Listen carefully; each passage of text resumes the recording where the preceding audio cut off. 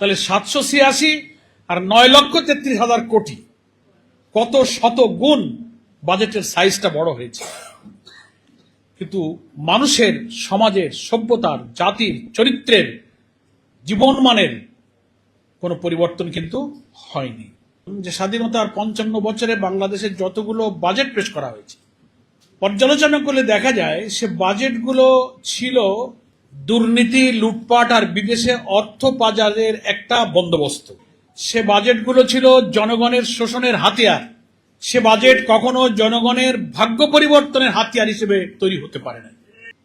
দেখেন, বিবেচনা করে বাংলাদেশ স্বাধীন হওয়ার পরে প্রথম স্বাধীন বাংলাদেশে যে বাজেটটা হয় 1972 সালের 30শে জুন, সেই বাজেট, জাতীয় বাজেটের পরিমাণ ছিল 786 কোটি টাকা। 786 কোটি টাকা ছিল বাংলাদেশের 72 সালের প্রথম বাজেট।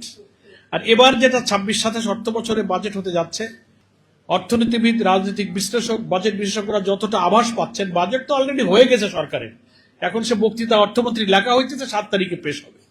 ফলে ভেতর থেকে আমরা যা খবর পাচ্ছি, প্রায় 9,33,000 কোটি টাকার বাজেট এবার পেশ হবে।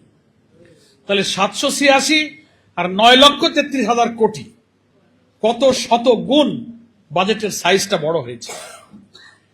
কিন্তু মানুষের, সমাজের, সভ্যতার, জাতির, চরিত্রের, জীবনমানের কোনো পরিবর্তন কিন্তু হয়নি।